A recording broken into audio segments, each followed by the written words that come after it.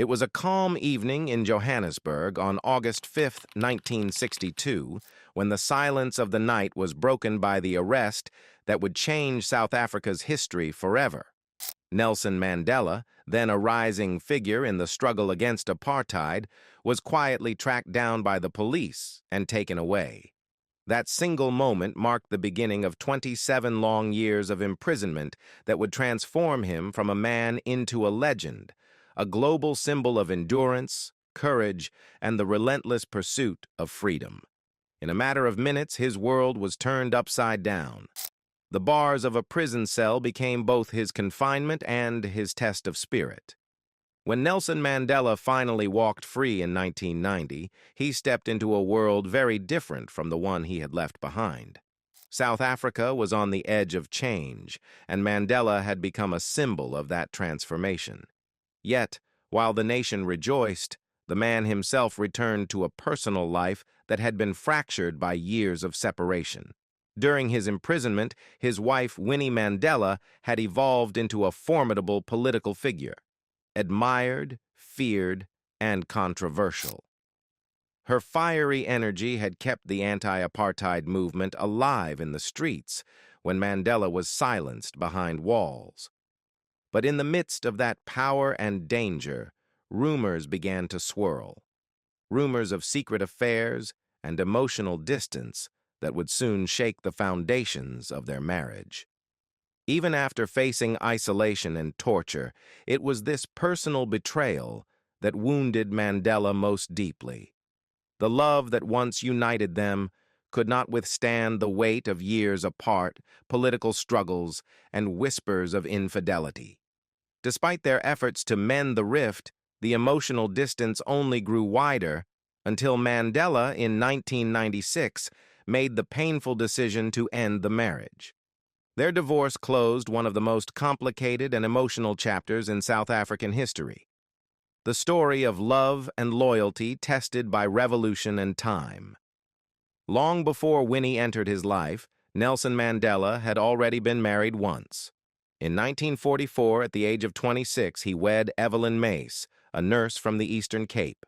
They built a family together, raising 4 children during his early years as a lawyer and activist in Johannesburg. But as Mandela's political involvement deepened and the fight against apartheid consumed his time, their marriage began to crumble. Evelyn wanted stability. Mandela was committed to a cause that constantly put him in danger. By 1958, the two had gone their separate ways. Not long after, Mandela would meet the woman who would both inspire and later break his heart, Winnie Madikizela. Winnie was born in 1936 in the small village of Bizana in the Eastern Cape. She came from a humble background but possessed an iron will and sharp intelligence.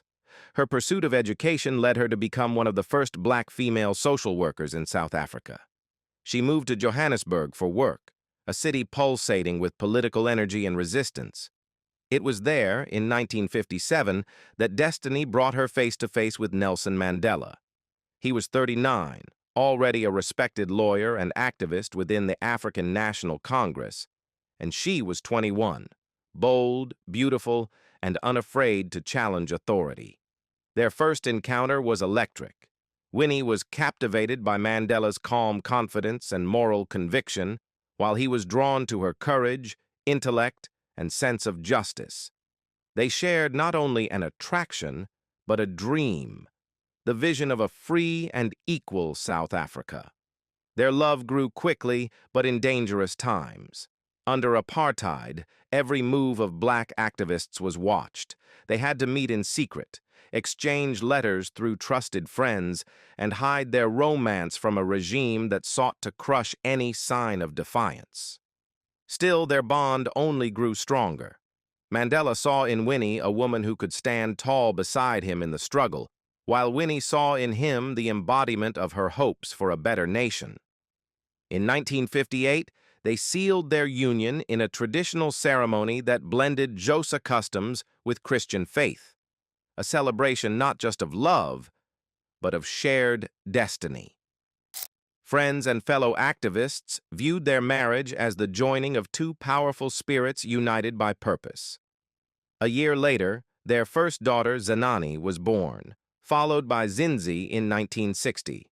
But the joys of family life were overshadowed by the storm of apartheid. Mandela was constantly pursued by police, spending days in hiding or traveling secretly for political work. Winnie, left to care for the children, became both a mother and a symbol of defiance. As the government cracked down on the ANC, she too was harassed, detained, and monitored. Yet she refused to be silenced. Her courage in those years earned her admiration, but it also hardened her, preparing her for the decades of solitude that would follow Mandela's arrest. When the police finally caught Mandela in 1962, he was taken to trial and sentenced to life imprisonment. Winnie was left to carry the torch alone. She became the public face of resistance, traveling from community to community, encouraging the oppressed to keep fighting. She endured imprisonment, torture, and exile, yet her voice never wavered. To many, she was the mother of the nation. But behind the scenes, the long years of loneliness and constant political warfare began to change her. The isolation and emotional vacuum created by Mandela's absence would eventually lead to choices that changed both their lives forever. By the late 1970s, whispers began to spread about Winnie's close relationship with a fellow activist and lawyer named Dali Mpofu. He was young, charismatic, and deeply involved in the liberation movement. Working together on political cases, the two developed a bond that, according to reports, went beyond friendship. For years, their connection was hidden behind the shield of shared activism. But as time passed, letters between them surfaced. Letters that revealed not only political discussion, but also personal affection. Though much of what was written remained private, fragments that leaked to the press painted a portrait of intimacy that could no longer be denied. For Winnie, the relationship may have been a refuge from years of isolation and emotional hardship. For Mandela, however, it was a deep wound. After his release from prison in 1990, he was confronted not just with a changing country, but with a marriage he no longer recognized. While he had dreamed of reunion and rebuilding, he found himself facing a woman transformed by decades of struggle, pain, and controversy. Winnie's actions and political stance often clashed with his vision of reconciliation. The trust they once shared was gone, and behind the smiles at public appearances lay a private heartbreak. Friends close to Mandela have said that he tried to forgive, understanding the loneliness Winnie had endured. But forgiveness did not erase the hurt. In quiet moments, he was said to reflect on how the cause they both loved had taken everything: their youth, their peace, and even their marriage. Despite his public grace, the emotional distance between them only grew. In 1992, Mandela quietly began divorce proceedings, determined to find closure while maintaining dignity. The process took years, unfolding away from the public eye, and was finalized in March 1996. Their separation was painful but necessary, a symbolic end to an era defined by both love and struggle. Neither of them ever remarried immediately after. Mandela poured his energy into leading the new South Africa, becoming its first black president and a global ambassador for peace and unity. He continued to speak respectfully of Winnie, acknowledging her courage during his imprisonment, but keeping their personal matters private. In 1998, he married Graça Machel, the widow of Mozambique's late president Samora Machel. Their marriage, full of warmth and mutual respect, marked a new chapter in Mandela's life. Graça stood by his side until his death in 2013, their partnership built on compassion and shared humanitarian ideals. Winnie, on the other hand, remained a powerful yet polarizing figure in South African politics. Her defiance and outspokenness continued to draw both admiration and criticism. Though she never remarried, her legacy as a revolutionary woman remained undeniable. Even her critics could not deny the sacrifices she made for the liberation of her people. even as her personal life bore the scars of the struggle. The story of Nelson and Winnie Mandela is not merely a tale of love gone wrong. It is a reflection of the immense personal costs of political struggle. It is the story of two people bound by history but separated by fate. Their union began with fire and purpose, but time, distance, and betrayal dimmed that flame.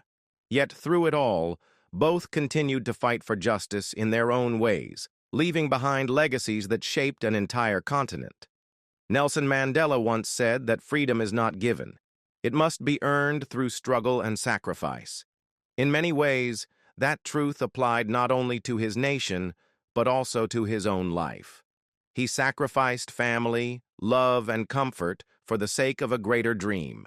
Winnie, too, paid a heavy price: her reputation, her peace, and ultimately, her marriage.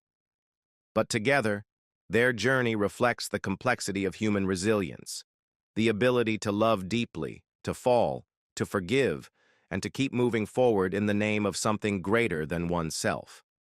Even today, decades later, the story of Nelson and Winnie Mandela continues to stir emotion across Africa and beyond. It reminds us that behind every freedom fighter is a human being, vulnerable, flawed, but unyielding in purpose. Their love, though broken, was never meaningless. It stood as a testament to the idea that even when hearts shatter, the dream for justice endures. In the end, Nelson and Winnie's marriage may not have survived, but their legacy did. Carried by the winds of freedom across the soil of South Africa, forever etched in the soul of a nation they both helped to free.